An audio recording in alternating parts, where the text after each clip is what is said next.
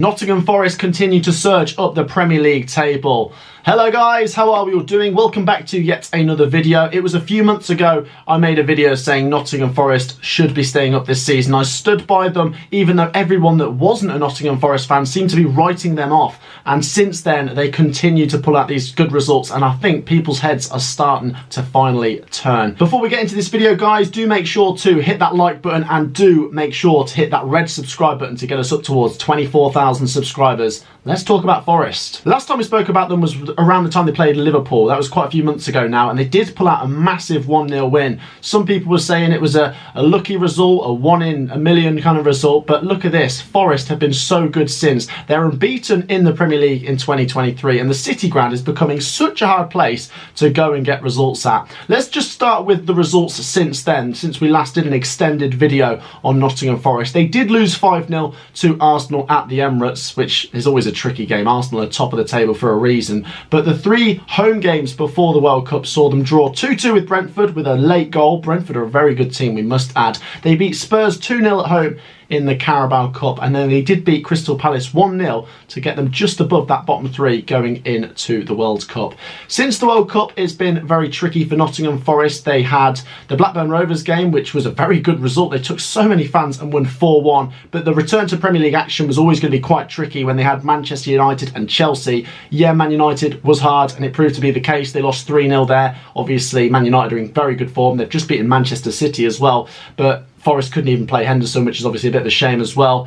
The Chelsea game, 1-1. Chelsea, there is question marks about them this season, but fair play to Forest to get a point against Chelsea, and like I say, unbeaten in the Premier League in 2023. Since then as well, they've picked up their first Premier League away win, winning 1-0 at St Mary's. Such a massive game when Southampton and Forest were both in the bottom 3 around the time of that game. They went out the FA Cup to Blackpool, which was a bit of a peculiar result, but it doesn't really matter when they're still going really strong in the Carabao Cup. They lost 4-1. We could put that to the side, I suppose, and say the Wolves game was amazing, 1-1, and to do it on penalties was amazing. The City Ground is such a hard place to go. As I say, they're unbeaten at home for quite a while now, and I do fancy them at home, and especially in penalty shootouts as well. Remember Samba's heroics at the City Ground last year? Well, Henderson is a great shot stopper from the penalty spot, and he proved to be that against Wolves. And then, like I say, today to beat Leicester City 2-0 is a massive, massive result, which has pushed Forest all the way up to 13th place in the Premier League table. So we can no longer say they're just above that bottom 3.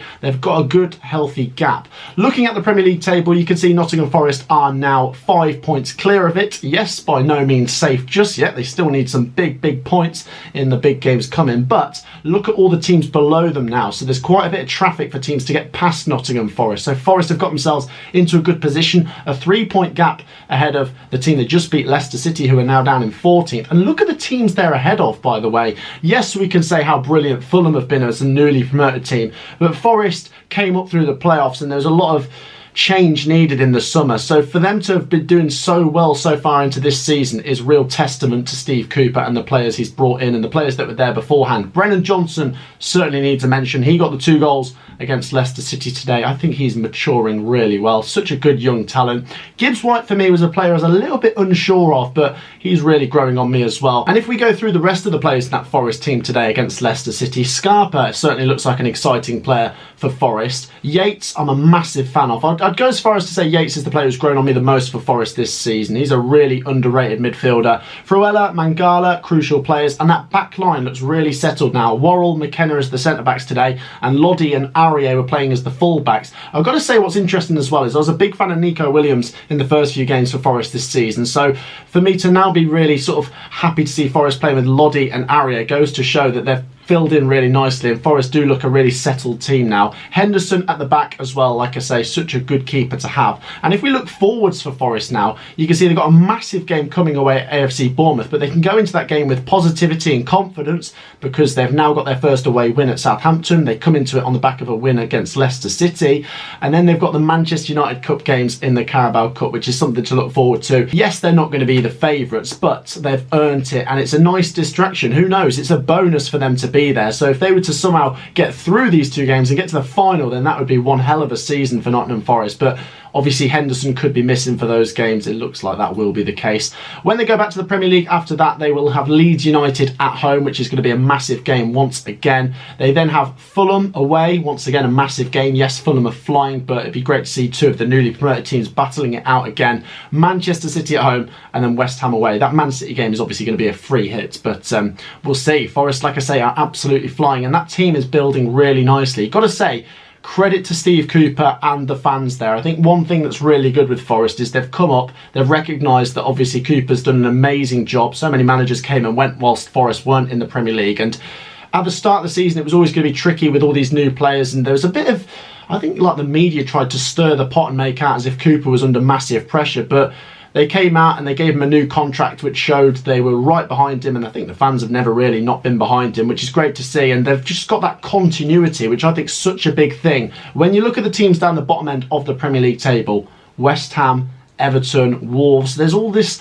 uncertainty around some of their managers, especially Lampard at Everton, David Moyes at West Ham. At the time of recording this, I wouldn't be surprised if he's sacked very soon, but yeah, Nottingham Forest and Steve Cooper go hand in hand. He gets that club, the club gets him. I feel like he's really attached to that club, which is great to see. And the players that have come in, they're fighting for the shirt. Yes, we could say 1 or 2 of the players they've brought in maybe haven't done enough. Jesse Lingard, I'm not really convinced by. Emmanuel Dennis hasn't really had that much game time for Forest, so we're yet to see what he can really do. But like I say, Nottingham Forest are starting to gel nicely and going into some big winnable games. As I say, Leeds, Fulham, Bournemouth, I'm not saying they're going to win all those games, but they're in a position now where I'm not saying they want to drop points, but even win, defeat and win and draw, they're just going to be bobbing along nicely. If they just continue to churn out a point per game from now on in, they're going to be fine, because they are above a point per game now. We can say that they're on 20 points from 19, where everyone else below them is below a point per game. So like I say, everything's looking up for Nottingham Forest.